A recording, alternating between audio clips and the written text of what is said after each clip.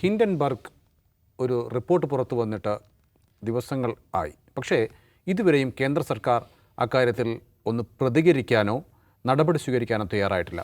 JPC അന്വേഷണം വേണമെന്നൊക്കെ പ്രതിപക്ഷം ആവശ്യപ്പെടുന്നുണ്ട്. പക്ഷേ സെബിയുടെ അധ്യക്ഷ നേരിട്ട് ഇടപെടുന്ന ഒരു വിഷയത്തിൽ അത്തരത്തിലുള്ളൊരു അന്വേഷണത്തിനൊന്നും സർക്കാർ തയ്യാറല്ല ഇതുവരെ എന്നുള്ളതാണ്. അതായത് അദാനിയെയും സെബി അധ്യക്ഷയെയും ഒക്കെ സർക്കാർ രക്ഷിച്ചോ എന്നുള്ള ചോദ്യം ഉയരുകയാണ്. അല്ല, ഈ ഹിൻഡൻബർഗ് റിപ്പോർട്ടിൻ്റെ ആരോപണം എന്തായിരുന്നു?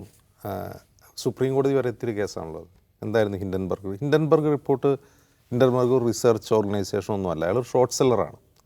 ആ ഷോർട്ട് സെല്ലർ എന്താണ് ചെയ്യുന്നത്? ഈ വലിയ തോതിലുള്ള വലിയ ഭീമൻ കോൺഗ്ലോമറേറ്റുകളെ ലക്ഷ്യം വെച്ച് അവരെ ഡിഗപ്പ് ചെയ്തുകൊണ്ട് അവരെന്തെങ്കിലും ക്രമക്കേടുകൾ നടത്തുന്നുണ്ടോ എന്ന് കണ്ടെത്തി അത് പുറം ലോകത്തെത്തിക്കുക. അതുവഴി അവരുടെ ഷെയർസിന് ഇടിവുണ്ടാകുമ്പോൾ അതുവഴി ലാഭം നേടുക. അയാൾ തികച്ചും ഒരു പ്രോഫിറ്റ് ആഗ്രഹിച്ചുള്ള ഒരു റിസർച്ചാണ് അദ്ദേഹം ചെയ്യുന്നത്. അപ്പോൾ അത് ആ ഹിൻഡൻബർഗ് റിപ്പോർട്ടിന് മുന്നിൽ വെച്ച് നമ്മുടെ രാജ്യത്തെ ഈ മാർക്കറ്റ് റെഗുലേറ്ററായ സെബി ഒരു അന്വേഷണം നടത്തണമോ എന്നൊരു ക്വസ്റ്റ്യനുണ്ട്. പക്ഷേ അതിൽ പുറത്ത് പറയുന്ന കാര്യങ്ങൾ ഈ ഹിൻഡൻബർഗ് മാത്രമല്ല അത് പുറത്ത് വന്നിട്ടുള്ളത്. ഇപ്പോൾ ഓർഗനൈസ്ഡ് ക്രൈം റിപ്പോർട്ടിംഗ് എന്ന് പറയുന്നിട്ട് OCCRP എന്ന് പറഞ്ഞ മാധ്യമപ്രവർത്തകരുടെ കൂട്ടായ്മയും അതിന് സമാന്തരമായി തന്നെ അന്വേഷണം നടത്തി കുറേ വിവരങ്ങൾ പുറത്തുവിട്ടിട്ടുണ്ട്. അദാനി വാച്ച് എന്ന് പറഞ്ഞൊരു വെബ്സൈറ്റ് തന്നെയുണ്ട്, ഒരു ഓർഗനൈസേഷനാണത്. അവർ അദാനി കമ്പനിയുടെ ക്രമക്കേടുകൾ മാത്രം പുറത്തു കൊണ്ടുവരാൻ വേണ്ടി മാത്രം റിസർച്ച് ചെയ്യുന്ന വേറൊരു കമ്പനിയാണ്. അങ്ങനെ വ്യത്യസ്ത മേഖലകളിൽ നിന്ന് റിപ്പോർട്ടുകൾ പുറത്തു വരുവാണ്. അപ്പോൾ ഹിൻഡൻബർഗ് ഉന്നയിക്കുന്ന ഏറ്റവും പ്രധാനപ്പെട്ട ആരോപണം എന്താണ്? അതായത് നമ്മുടെ നിലവിലെ രാജ്യത്തെ ഈ ഓഹരി നിയമങ്ങളനുസരിച്ച് 75% ഓഹരികൾ മാത്രമേ അതിൻ്റെ പ്രൊമോട്ടർമാർ കൈവശം വയ്ക്കാൻ പറ്റുള്ളൂ. ഈ IPO ഉള്ള കമ്പനികളാണെങ്കിൽ ബാക്കി 25% എന്ത് ചെയ്യണം? പബ്ലിക് മാർക്കറ്റിൽ അത് വിൽക്കണം എന്നുള്ളതാണ്. അതിന് പകരം ഇവരെന്താണ് ചെയ്യുന്നത്? അതിൻ്റെ ലക്ഷ്യം എന്താണെന്ന് വെച്ചാൽ കൃത്രിമമായി ഓഹരികളുടെ വില വർദ്ധിപ്പിക്കാതിരിക്കാൻ വേണ്ടിയാണ് ആ 25% പുറത്തു വിൽക്കണമെന്ന് പറയുന്നത്. ഇവർ എന്ത് ചെയ്യുന്നു? കടലാസ് കമ്പനികൾ വഴി ആ 25% ഓഹരികൾ വാങ്ങുകയും കൃത്രിമമായി അവരുടെ ഓഹരിയുടെ വില വർദ്ധിപ്പിക്കുകയും ചെയ്യുന്നുള്ളതാണ്. ഇതാണ് ഹിൻഡൻബർഗിൻ്റെ ആരോപണം. ഇനി OCCRPയുടെ ആരോപണം എന്താണ്? അതൊന്നുമല്ല, അതിലും ഗുരുതരമായ ആരോപണമാണ്. അതായത് ഷെൽ കമ്പനികൾ വഴി രാജ്യത്തെ അദാനി ഗ്രൂപ്പിൻ്റെ കീഴിലുള്ള കമ്പനികളിലേക്ക് കള്ളപ്പണം ഒഴുക്കുന്നു എന്നുള്ളതാണ്. അതായത് കള്ളപ്പണം ഇല്ലാതാക്കുമെന്ന് പ്രഖ്യാപിച്ച പ്രധാനമന്ത്രി ഭരിക്കുന്ന രാജ്യത്ത് ഏറ്റവും കൂടുതൽ കള്ളപ്പണം വെളുപ്പിക്കുന്നത് ഏഷ്യയിലെ തന്നെ ഏറ്റവും വലിയ സമ്പന്നനായിരുന്ന, ഇപ്പോൾ അല്ലാന്ന് തോന്നുന്നു, അദാനിയാണ്. കള്ളപ്പണം കേന്ദ്രീകരിപ്പിക്കും. കള്ളപ്പണം വെളുപ്പിക്കുകയാണ് ചെയ്യുന്നത്. അതായത് മൗറീഷ്യസ് പോലുള്ള ടാക്സ് ഹാവനുകളിൽ നിന്ന് പണം ഇങ്ങോട്ട് കൊണ്ടുവന്ന് അവിടെയുള്ള ഷെൽ കമ്പനികളിൽ നിന്ന് പണം കൂടെ കൊണ്ടുവന്ന് വെളുപ്പിച്ചെടുക്കുകയാണ് ചെയ്യുന്നത്. അത് ചെറിയ പൈസയല്ല, ആയിരക്കണക്കിന് കോടി രൂപയാണ് വെളുപ്പിച്ചുകൊണ്ടിരിക്കുന്നത്. അപ്പോൾ രാജ്യത്തെ എക്കണോമിയെ തന്നെ ബാധിക്കുന്ന രീതിയിൽ കള്ളപ്പണം ഇങ്ങോട്ട് പമ്പ് ചെയ്തുകൊണ്ടേയിരിക്കുകയാണ് രാജ്യത്തെ ഏറ്റവും വലിയ സമ്പന്നൻ, പ്രധാനമന്ത്രിയുടെ സുഹൃത്ത് എന്നാണ് ആ റിപ്പോർട്ട് പറയുന്നത്. അപ്പോൾ ഈ വിവരങ്ങൾ മുന്നിൽ വെച്ച് യഥാർത്ഥത്തിൽ എന്തൊക്കെ കാര്യങ്ങൾ അന്വേഷിക്കണം? ഓക്കെ, ഹിൻഡൻബർഗ് റിപ്പോർട്ടിൻ്റെ അടിസ്ഥാനത്തിലാണ് സുപ്രീം കോടതിയിൽ പോകുന്നത്. സുപ്രീം കോടതി അത് പരിശോധിച്ചിട്ട് സുപ്രീം കോടതി പറയുന്നത് എന്താണ്? സെബി ഒരു അന്വേഷണം ഇനിഷ്യേറ്റ് ചെയ്തിട്ടുണ്ട്, ഈ ആരോപണങ്ങൾ വന്നപ്പോൾ തന്നെ ഇനിഷ്യേറ്റ് ചെയ്തിട്ടുണ്ട്, അതുകൊണ്ട് അവർ തന്നെ അന്വേഷിക്കട്ടെ എന്ന് പറയുന്നു. വീണ്ടും കോടതിയുടെ പരിഗണനയിൽ വരുന്നത്. കാരണം വരുമ്പോൾ അവർ സെബി എന്താ അന്വേഷിച്ചു എന്ന് നോക്കുമ്പോൾ സുപ്രീം കോടതി നോക്കുമ്പോൾ ഒന്നും അന്വേഷിച്ചിട്ടില്ല. ഇവർ കൊടുക്കുന്ന സ്റ്റാറ്റസ് കോ റിപ്പോർട്ടിൽ ഇത് ഒന്നും അന്വേഷിച്ചിട്ടില്ല, ഒന്നും കണ്ടെത്തിയിട്ടില്ല. അങ്ങനെയാണ് ഒരു കാര്യം ചെയ്യാം, സെബിയുടെ അന്വേഷണം ഫലപ്രദമാകുന്നുണ്ടോ, അവർ തന്നെയാണോ അന്വേഷിക്കേണ്ടതെന്ന് കണ്ടുപിടിക്കാൻ വേണ്ടിയിട്ട് എക്സ്പെർട്ട് കമ്മിറ്റി നിയോഗിക്കുന്നു.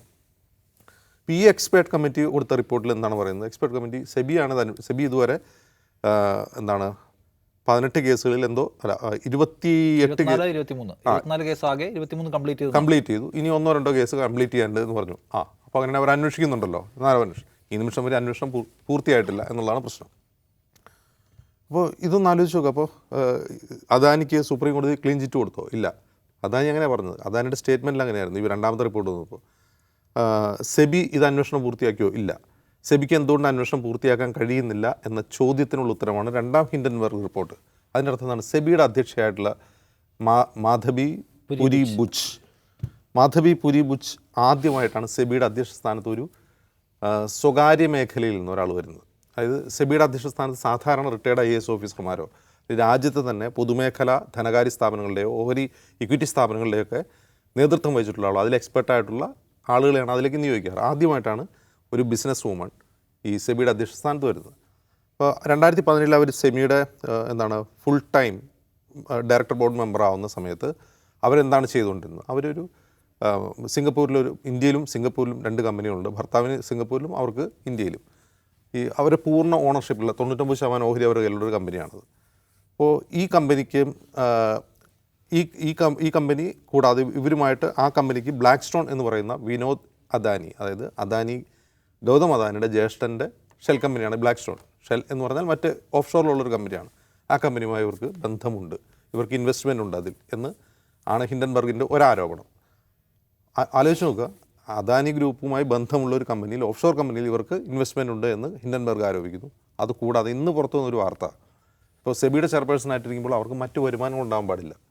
അവർക്ക് ഇപ്പോഴും സിംഗപ്പൂരിലൊരു കമ്പനിയുണ്ട്. ഇന്ത്യയിലുള്ള കമ്പനിയിലെ ഓഹരി അവർ ഹസ്ബൻഡിൻ്റെ പേരിലേക്ക് മാറ്റി ഇപ്പോഴും അവർ ആ റവന്യൂ വാങ്ങിക്കൊണ്ടിരിക്കുകയാണെന്ന് പറയുന്നു. ഇവരുടെ കമ്പനി, ഇവർക്ക് ഇൻവെസ്റ്റ്മെൻറ്റുള്ള കമ്പനികളുടെ ഡീറ്റെയിൽസ്, അതായത് സിംഗപ്പൂരിലുള്ള മറ്റൊരു കമ്പനിയുടെ ഡീറ്റെയിൽസ് ഹിൻഡൻബർഗ് പുറത്തുവിട്ടിട്ടുണ്ട്. അപ്പോൾ അതിൽ ഏതാണ്ട് ഒരു 10 കോടി രൂപയുടെ ഇൻവെസ്റ്റ്മെൻറ്റ് അവർക്കൊരു കമ്പനിയിലുണ്ട്, 10 കോടി.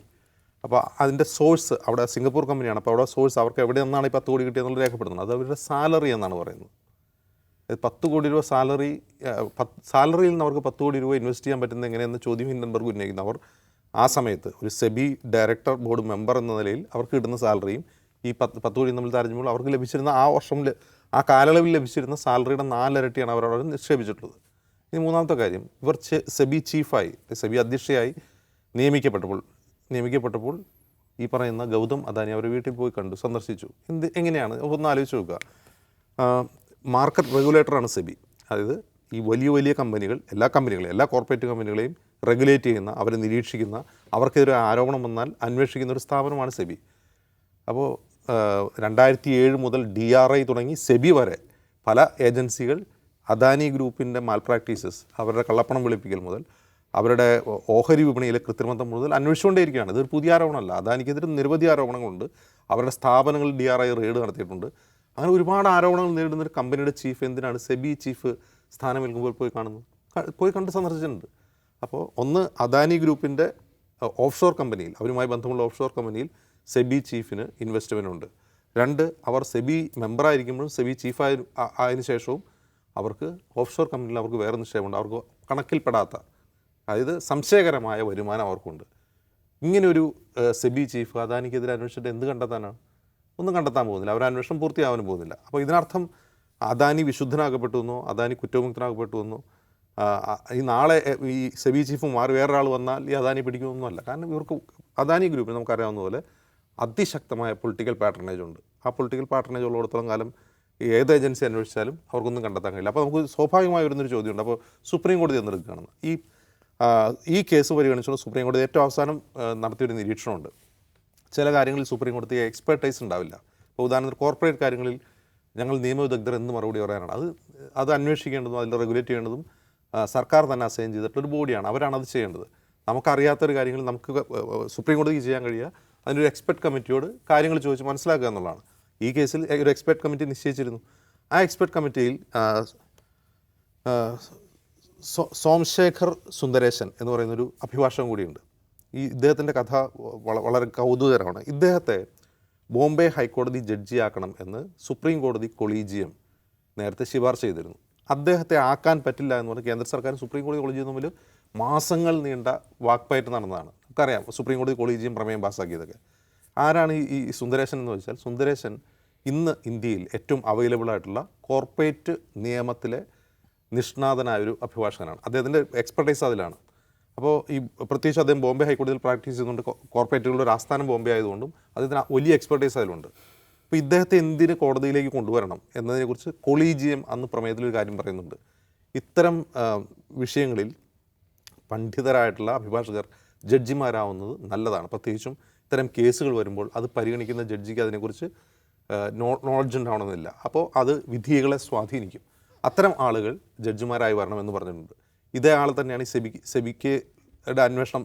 സെബിയുടെ അന്വേഷണം കൃത്യമാണെന്ന് അന്വേഷിക്കാനുള്ള എക്സ്പെർട്ട് കമ്മിറ്റിയിൽ ഉണ്ടായിരുന്ന ഒരാൾ. ഒന്നാലോചിച്ചു. പിന്നീട് അദ്ദേഹത്തെ ബോംബെ ഹൈക്കോടതിയിൽ അഡീഷണൽ ജഡ്ജിയാക്കി. അദ്ദേഹത്തെ സുപ്രീം കോടതി ജഡ്ജിയാക്കണം എന്നായിരുന്നു പറഞ്ഞിരുന്നത്. പിന്നീട് അദ്ദേഹത്തെ ബോംബെ ഹൈക്കോടതിയിലെ അഡീഷണൽ ജഡ്ജിയാക്കിയിട്ടുണ്ട് ഈ അടുത്തിടയ്ക്ക്. അപ്പം ഞാൻ പറയുന്നത് ഒന്നാലോചിച്ചു, അദ്ദേഹം ഉള്ളതുകൊണ്ടായിരിക്കും ചിലപ്പോൾ കുറച്ച് വിവരങ്ങളൊക്കെ പുറത്തുനിന്നുണ്ടാവുക. ആ എക്സ്പെർട്ട് കമ്മിറ്റിയിൽ അദ്ദേഹം ഉള്ളതുകൊണ്ടായിരിക്കും. അപ്പോൾ ഒരു വശത്ത് ശക്തമായ പൊളിറ്റിക്കൽ പാർട്ടനേജ്, മറുവശത്ത് നമ്മുടെ ജുഡീഷ്യറിക്ക് ഇത്തരം കാര്യങ്ങളിൽ ഇടപെടാനുള്ള പരിമിതി. ഇത് രണ്ടുകൊണ്ടും മാത്രമാണ് അദാനി ഇന്ത്യയിൽ രക്ഷപ്പെട്ട് നിൽക്കുന്നത്. പക്ഷേ അദാനി എക്സ്പോസ് ചെയ്യപ്പെട്ടിട്ടുണ്ട്, വേൾഡ് വൈഡ് അദ്ദേഹം എക്സ്പോസ് ചെയ്യപ്പെട്ടിട്ടുണ്ട്. അപ്പോൾ അദാനിയുടെ സപ്പോർട്ടേഴ്സായിട്ടുള്ള ആളുകൾ, അത് ഒബ്വിയസ്ലി ഇപ്പോൾ ഭരിക്കുന്ന പാർട്ടിയുടെ പ്രവർത്തകർ തന്നെ ആവണമെന്നില്ല. ഇപ്പോൾ ഈ ഓഹരി വിപണിയിലൊക്കെ ധാരാളമായി ഇടപെടുന്ന ആൾക്ക് പോലും അദാനി ആരാധകരുണ്ട്. അപ്പോൾ അവർ പറയുന്നത് വെച്ചാൽ ഇതൊന്നും അദാനിക്കൊന്നും പറ്റാൻ പോകുന്നില്ല, അദാനി തിരിച്ചു വരും. ശരിയാണ്, ഒരു കാലത്ത് ഒരു സമയത്ത് ആ ഹിൻഡൻബർഗ് ഫസ്റ്റ് റിപ്പോർട്ട് വന്നപ്പോൾ അദാനി ഓഹരി ഇടിഞ്ഞിരുന്നു, പിന്നീട് അത് തിരിച്ചു വന്നു. ഇപ്പോൾ ഈ രണ്ടാം റിപ്പോർട്ട് വന്നപ്പോൾ അവരെ കാര്യമായിട്ട് ബാധിച്ചിട്ടൊന്നുമില്ല. അതിനർത്ഥം അവർ എല്ലാ കാലത്തും അങ്ങനെ സുരക്ഷിതരായിരിക്കുമെന്നല്ല. കാരണം ഇത് കൃത്യമായി വാച്ച് ചെയ്യുന്ന ഒരുപാട് ഏജൻസികളുണ്ട്, മാധ്യമപ്രവർത്തകരുണ്ട്, റിസർച്ചേഴ്സുണ്ട്. ഒരുപാട് കാലം ഈ ഒരു രാഷ്ട്രീയ രക്ഷകർതൃത്വം അദാനിക്ക് ലഭിക്കും എന്ന് ഞാൻ കരുതുന്നില്ല. പ്രതിപക്ഷം തുടർച്ചയായി അദാനിക്കെതിരെ, പ്രത്യേകിച്ച് രാഹുൽ ഗാന്ധി അദാനിക്കെതിരെ തെരഞ്ഞെടുപ്പ് പ്രചാരണ വേളയിലും അതിനു മുമ്പുമൊക്കെ കൃത്യമായി പോയിന്റുകൾ നിരത്തിക്കൊണ്ട് തന്നെ അറ്റാക്ക് ചെയ്തിരുന്നു. പക്ഷേ അതിനൊന്നും കാര്യമായ ഫലം ഉണ്ടാക്കാൻ സാധിച്ചിട്ടില്ല. അപ്പോൾ അജിംസ് പറഞ്ഞ പോലെ എല്ലാ കാലത്തും നിലനിൽക്കാൻ കഴിഞ്ഞില്ലെങ്കിലും ഈ സമീപഭാവിയിൽ എന്തെങ്കിലും അദാനിക്കൊരു തിരിച്ചടിയുടെ സാധ്യത കാണുന്നുണ്ട്. പ്രതിപക്ഷം ഉന്നയിക്കുന്ന പ്രശ്നത്തിന് എന്തുകൊണ്ട് ഫലപ്രാപ്തി ഉണ്ടാവുന്നില്ല എന്ന് ചോദിച്ചാൽ സിമ്പിളായ ആൻസർ ഇപ്പോൾ അജിംസ് സമയമെടുത്ത് വിശദീകരിച്ചല്ലോ. പക്ഷേ ഇത് കേൾക്കുമ്പോൾ നമുക്ക് മനസ്സിലാവും ഹൈലി കോംപ്ലിക്കേറ്റഡ് ആണിത്. അങ്ങേയറ്റം സാങ്കേതികമാണ്, കോർപ്പറേറ്റ് നിയമങ്ങളുമായി ബന്ധപ്പെട്ടതാണ്, ഓഹരി വിപണിയുമായി ബന്ധപ്പെട്ടതാണ്, സാധാരണ മനുഷ്യർക്ക് വളരെ വേഗത്തിൽ ഡൈജസ്റ്റ് ആവുന്നതല്ല, അത്രയും സങ്കീർണമാണ് ഈ വിഷയം. അതുകൊണ്ട് തന്നെ നോക്കൂ, ആദ്യത്തെ 1-2 ദിവസത്തെ വാർത്തകൾ കഴിഞ്ഞാൽ പിന്നെ ഇതില്ല. ഒന്നാമത് ഗോദി മീഡിയയ്ക്ക് ഇത് വാർത്തയാവരുതെന്ന് നിർബന്ധമുണ്ട്. രണ്ടാമത്തേത് സാധാരണ മനുഷ്യർക്ക് വളരെ വേഗത്തിൽ മനസ്സിലാവാത്തതാണ് എന്നതിൻ്റെ ആനുകൂല്യം ആർക്കുണ്ട്? അദാനിക്കുമുണ്ട്, സർക്കാരിനുമുണ്ട്. അതുകൊണ്ടാണ് ശരിക്കും ഇതൊരു പോപ്പുലർ സബ്ജക്റ്റ് ആവാത്തത്, രാഷ്ട്രീയ വിഷയമാവാത്തത്, ആളിപ്പടരാത്തത്. അത് രാഹുൽ ഗാന്ധിക്ക് പോലെയുള്ള വളരെ കുറച്ച് പേർക്കേ മനസ്സിലായിട്ട് കൂടിയുള്ളൂ. അവർ പറയാൻ ശ്രമിക്കുന്നു, ആളുകൾക്ക് അങ്ങനെ പിടികിട്ടുന്നില്ല.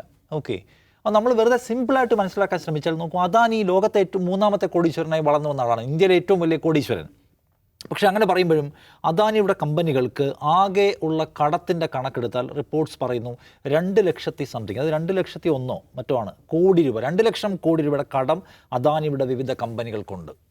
ഈ കടം എവിടെ നിന്ന് എടുത്താണ് എന്ന് പരിശോധിക്കുമ്പോൾ ഇന്ത്യയിലെ ബാങ്കുകൾ പോലെയുള്ള ധനകാര്യ സ്ഥാപനങ്ങൾ ഏതാണ്ട് 86,000 കോടി രൂപ അദാനിക്ക് കടം കൊടുത്തിട്ടുണ്ട്. അതിൽ 60,000 കോടി രൂപ നമ്മുടെ SBI പോലെയുള്ള പൊതുമേഖലാ ബാങ്കുകൾ കൊടുത്തിട്ടുള്ള കടമാണ്. ഇത്രയധികം കോടികൾ, പരശതം കോടികൾ എങ്ങനെ അദാനിക്ക് വളരെ വേഗത്തിൽ കടം കിട്ടുന്നു? ആ പരിശോധന പോയാൽ ആദ്യത്തെ ഹിൻഡൻബർഗ് റിപ്പോർട്ടിലേക്ക് നമുക്ക് ചെല്ലാം.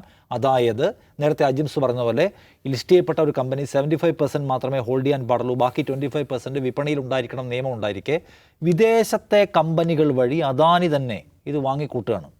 വാങ്ങിക്കൂട്ടിയ ഒരു വ്യാജ പ്രതീതി ഉണ്ടാക്കി അദാനിയുടെ ഓഹരികൾക്ക് വൻ മൂല്യമുണ്ട് എന്ന വിപണി അന്തരീക്ഷം ഉണ്ടാക്കുകയാണ്. എന്നിട്ട് ആ ഉയർന്ന മൂല്യം എന്ത് ചെയ്യുന്നു? കൊണ്ടുപോയി ബാങ്കിൽ പണയം വെച്ച് കോടാനുകോടി എടുക്കുന്നു. അതുകൊണ്ടാണ് ഹിൻഡൻബർഗ് റിപ്പോർട്ടിൽ പറഞ്ഞത് ഇന്ത്യൻ ബാങ്കിങ് മേഖലയുടെ നെറുകൻ തലയിൽ തൂങ്ങിക്കിടക്കുന്ന ഒരു കൊടുവാളാണ് അദാനി എന്ന്. കാരണം അദാനി ഇതൊരു കുമിള ഉണ്ടാക്കിയിരിക്കുകയാണ്, സോപ്പ് കുമിള. ആ കുമിള വെച്ചിട്ട് ഇതൊരു സ്വർണ്ണക്കനി എന്ന പേരിൽ വായ്പ എടുത്തിരിക്കുന്നു. വായ്പ കൊടുക്കാൻ അവർക്കും തടസ്സമൊന്നുമില്ല. ഇത് എവിടെയാണ്? ആരുടെ പൈസയാണ്? LIC പോലും നിക്ഷേപിച്ചിട്ടുണ്ട്. LICയുടെ കഴിഞ്ഞ തവണ ഹിൻഡൻബർഗിൻ്റെ റിപ്പോർട്ട് പുറത്തു വരുമ്പോൾ 3,000 കോടി രൂപയാണ് മൂല്യം ഇടിഞ്ഞു പോയത്. ഉണ്ടായിരുന്ന ഓഹരി വില ആരുടെ പൈസയാണ്? നമ്മുടെ പൈസയാണ്. അപ്പോൾ ഈ പറഞ്ഞ SBIയും LICയും പ്രധാനപ്പെട്ട ഷെഡ്യൂൾഡ് ബാങ്കുകൾ പലതും കൊടുത്തിട്ടുള്ള പണം എന്ന് പറയുന്നത് ഇന്ത്യൻ സമ്പദ്ഘടനയെ പിടിച്ചുലയ്ക്കാൻ ശേഷിയുള്ളതാണ്. അപ്പോൾ ഒന്നാമത്തെ റിപ്പോർട്ട് ഇതാണ്, വ്യാജമായ ഓഹരി മൂല്യം ഉണ്ടാക്കിയെടുത്തുകൊണ്ട് അദാനി പൊതുമേഖലാ ബാങ്കുകളിൽ നടക്കാം കടം എടുത്തുകൊണ്ടുപോയിരിക്കുന്നു. അപ്പോൾ അതുകൊണ്ട് അതിനകത്ത് അപകടമുണ്ട്, അത് അന്വേഷിക്കണം എന്ന ആവശ്യം വരുന്നു. ആരാ അന്വേഷിക്കേണ്ടത്? സെബി അന്വേഷിക്കണം. കാരണം ഇന്ത്യയിലെ ഏറ്റവും വലിയ കോടീശ്വരനെതിരെ വരുന്ന, വ്യവസായിക്കെതിരെ വരുന്ന ആരോപണം ആരുന്നയിച്ചാലും അതിനകത്ത് ലോജിക്കലായിട്ടുള്ള കാര്യങ്ങളുണ്ടെങ്കിൽ, ഈ ഹിൻഡൻബർഗ് റിപ്പോർട്ട്സ് എന്ന് വെച്ചാൽ കേവലമായ ആരോപണങ്ങളല്ല. അവരുടെ കയ്യിൽ ഡേറ്റയുണ്ട്, അവരുടെ കയ്യിൽ വിസിൽ ബ്ലോവേഴ്സ് പുറത്തുവിടുന്ന വിവരങ്ങൾ, ഇമെയിൽ കമ്മ്യൂണിക്കേഷൻ്റെ പകർപ്പുകൾ അടക്കമുണ്ട്. ഇത് മുഴുവൻ തയ്യാറാക്കിയ ശേഷം അതത് കൺസേൺ പാർട്ടിക്ക് നിങ്ങൾക്ക് ഇതിന്മേൽ എന്തെങ്കിലും ക്വസ്റ്റ്യൻസിന് ആൻസർ ചെയ്യാനുണ്ടോ എന്ന ചോദ്യം ആദ്യം കൊടുക്കും. ആ ചോദ്യത്തിന് റിപ്ലൈ കിട്ടിയതിന് ശേഷമേ പ്രസിദ്ധീകരിക്കൂ. അതായത് സംതിങ് ബിഗ് ഇസ് കമ്മിങ് എന്ന് പറഞ്ഞല്ലോ ഇപ്പോൾ രണ്ടാമത്തേത് വരുന്നതിന് മുമ്പ്. അതിന് മുമ്പ് ഈ മാധബി പുരി ബുച്ചനും അവരുടെ ഭർത്താവ് ധവൽ ബുച്ചനും അവർ ക്വസ്റ്റ്യനെയർ അയച്ചിട്ടുണ്ട്. ഇത്ര വിവരങ്ങൾ ഞങ്ങളുടെ കയ്യിലുണ്ട്, അതിൽ വിസിൽ ബ്ലോവർ എന്ന വിവരങ്ങളുണ്ട്, ഇമെയിൽ കമ്മ്യൂണിക്കേഷൻ നിങ്ങളുടെ ഇതിൻ്റെ കോപ്പിയുണ്ട്, വല്ലതും പറയാനുണ്ടോ എന്ന്. ഒന്നും പറയാത്തതുകൊണ്ടാണ് ഇത് പ്രസിദ്ധീകരിച്ചത്. അതടക്കം വെച്ചുകൊണ്ടാണ് ഇത് പ്രസിദ്ധീകരിച്ചിട്ടുള്ളത്. അപ്പോൾ നമ്മൾ കാണേണ്ട കാര്യം, അങ്ങനെ പ്രസിദ്ധീകരിക്കുന്ന റിപ്പോർട്ടിന്മേൽ സെബിക്ക് അന്വേഷിക്കാനുള്ള ബാധ്യതയുണ്ട്. സെബി അന്വേഷിക്കുന്നില്ല. സുപ്രീം കോടതി പോകുന്നു, സുപ്രീം കോടതി കമ്മിറ്റിയെ വെക്കുന്നു, കമ്മിറ്റി പറയുന്നു സെബിയാണ് അന്വേഷിക്കേണ്ടത്. സെബി പറയുന്നു ഇയാൾക്കെതിരെ പരാതിയുണ്ട്, 24 പരാതിയുണ്ട്, ഞങ്ങൾ 23 കംപ്ലീറ്റ് ചെയ്ത് കഴിഞ്ഞു, ഒന്നുകൂടെ കംപ്ലീറ്റ് ചെയ്യാൻ വേണ്ടി പോവാണ്, അതിനകത്ത് ചില ഞങ്ങൾക്ക് വിവരങ്ങൾ കിട്ടാനുള്ള പ്രയാസമുണ്ടെന്ന് പറഞ്ഞാൽ 24ാമത്തെ പരാതി ഹോൾഡ് ചെയ്തിട്ടുള്ളത്. OCCRP പോലെ ഇപ്പോൾ നേരത്തെ Ajims organised crime and corruption reporting എന്ന് പറഞ്ഞൊരു ഗ്രൂപ്പുണ്ട്. അവർക്ക് കിട്ടിയ വിവരം പോലും സെബിക്ക് കിട്ടുന്നില്ലെങ്കിൽ പിന്നെ സെബിയുടെ പണി എന്താണ്? മാധ്യമങ്ങൾക്ക് കിട്ടുന്നുണ്ട് വിവരം. സെബി ഇത്രയും വലിയൊരു ഏജൻസിയായിട്ട് സെബിക്ക് വിവരങ്ങൾ കിട്ടുന്നില്ല പറഞ്ഞ് ഹോൾഡ് ചെയ്ത് വെച്ചിരിക്കുകയാണ്. അപ്പം സെബിയുടെ അന്വേഷണം തൃപ്തികരമാണെന്ന് വിചാരിച്ച് സുപ്രീം കോടതി ശരി നടക്കട്ടെ എന്ന് പറയുന്നു. കാരണം ഒന്ന്, എക്സ്പെർട്ടൈസ് അവരുടെ കയ്യിലാണ്. രണ്ടാമത്തേത് ഒരു ഇന്ത്യയിലെ സമ്പദ്ഘടനയുമായി ബന്ധപ്പെട്ട് വലിയൊരു കക്ഷിയെക്കുറിച്ചുള്ളതാണല്ലോ. വെറുതെ കയറി എന്തെങ്കിലും ഉത്തരവിട്ട് കുളവാക്കാൻ കോടതി ആഗ്രഹിക്കുന്നുണ്ടാവില്ല. അങ്ങനെ ഇരിക്കുകയാണ്. എന്തുകൊണ്ട് ഒന്നും നടക്കുന്നില്ല എന്ന് നമ്മൾ ആലോചിച്ചിരിക്കുമ്പോൾ രണ്ടാമത്തെ റിപ്പോർട്ട് വരുന്നു. രണ്ടാമത്തെ റിപ്പോർട്ട് എന്താണ്? രണ്ടാമത്തെ റിപ്പോർട്ടിൽ പറഞ്ഞത് മാധവിപുരി പുച്ച് നേരത്തെ പറഞ്ഞ പോലെ സ്വകാര്യ മേഖലയിൽ മാത്രം പണിയെടുത്ത് പരിചയമുള്ള ഒരാളെ 2017 മോദി കൊണ്ടുവന്ന് ഇതിൻ്റെ ആരാക്കുന്നു, ഫുൾ ടൈം മെമ്പറാക്കുന്നു. അടുത്ത ഘട്ടത്തിൽ അവർ ചീഫാവുന്നു. 2015 അവർക്ക് മൗറീഷ്യസിൽ $7.5 ലക്ഷം നിക്ഷേപം വിനോദ് അദാനി എന്ന് പറഞ്ഞ ഇയാളുടെ എൽഡർ ബ്രദറുമായിട്ടുള്ള കമ്പനിക്കകത്തുണ്ട്. അവരടുത്ത സുഹൃത്തുക്കളും ഒരുമിച്ച് നിക്ഷേപിക്കുന്നവരും അതിൻ്റെ പ്രധാനപ്പെട്ട ആ ഫണ്ടിൻ്റെ ചുമതലക്കാരൻ അദാനി ഗ്രൂപ്പിൻ്റെ ഡയറക്ടറുമാണ്. അവർക്കറിയാം. അങ്ങനെ ഇരിക്കുന്ന അവർ 2015 വിനോദ് അദാനിക്കൊപ്പം മാസീവ് ഫണ്ടിങ് എവിടെ നടത്തുന്നു? ഒരു മൗറീഷ്യസ് കമ്പനിയിൽ നടത്തുന്നു. അതേ ആളെ 2017 മോദി അപ്രതീക്ഷിതമായി എവിടുന്നോ ഒരാളെ കൊണ്ടുവന്ന് ഇതിനകത്ത് ചേർക്കുന്നു. പിന്നീട് അവർ ചീഫാവുന്നു. അതിനുശേഷം അവർ നടത്തിയിട്ടില്ല. അവരുടെ ഫണ്ട് ജോയിൻ്റ് അക്കൗണ്ടായിരുന്നു, അത് ഭർത്താവിൻ്റെ പേരിലേക്ക് മാറ്റണം, പിന്നീട് വിഡ്രോ ചെയ്യണം. ഇതെല്ലാം സെബിയുടെ കസേരയിൽ ഇരുന്നുകൊണ്ട് സ്വന്തം പേഴ്സണൽ ഇമെയിൽ അക്കൗണ്ട് വഴിയാണ് അവർ ചെയ്യുന്നത്. ഇതിൻ്റെ മൊത്തം ഡീറ്റെയിൽസ് വെച്ചിട്ടാണ് ഇത് പുറത്തു വന്നിട്ടുള്ളത്.